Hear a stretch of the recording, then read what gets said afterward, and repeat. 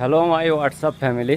তো তোমাদের আজকে একটা ঘটনা বলবো, যে ঘটনাটা খুব সম্ভবত 2019-এর।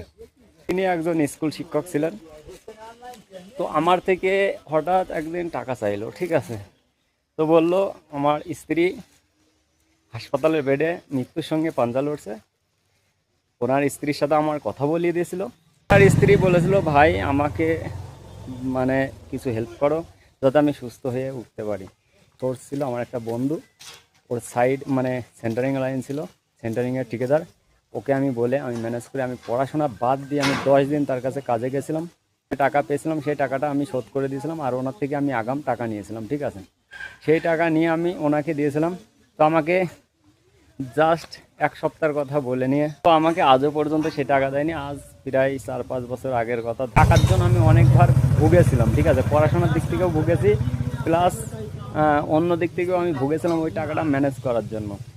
তো যখন ওই 10-15 দিন মেহনত করে যখন টাকাটা শোধ করলাম, দিক বা না দিক আমার তাতে কোনো এসে যায় না, যে ওনার সাপোর্ট হয়েছে এটাই আমি চাই।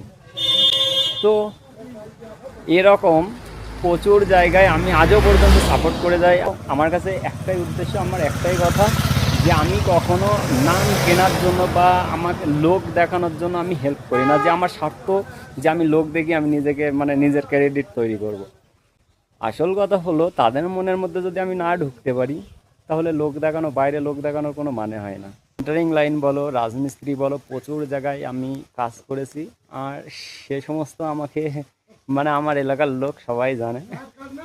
তো কেউ ভাবতে পারেনি যে আমি সেন্টারিং কাজ করে মানে নিজে মেহনত করে রাজমিস্ত্রির কাজ করে মাঠে, এমনকি মাঠের কাজও আমি করেছি, জোন খেটেছি লোকের জমিতে।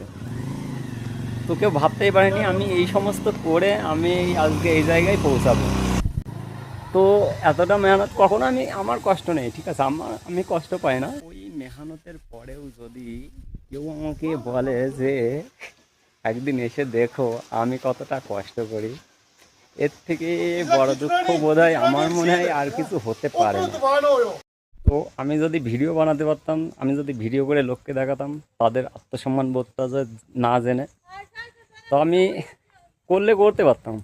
কিন্তু আমার স্বভাব বা আমার শিক্ষা ওরকম নয় যে কাউকে হেল্প করে, কাউকে কিছু দান করে সেটা নিয়ে ভিডিও করে লোক দেখানো আমার উদ্দেশ্য নয়। এটা আমার অ্যাটিটিউড আমি মনে করি। কারণ ওদেরও একটা আত্মসম্মান বোধ আছে, যেটা আমাদের বিবেকে জাগে না। ভালো থেকো, সুস্থ থেকো। জয় হিন্দ, ভারত মাতা কি জয়।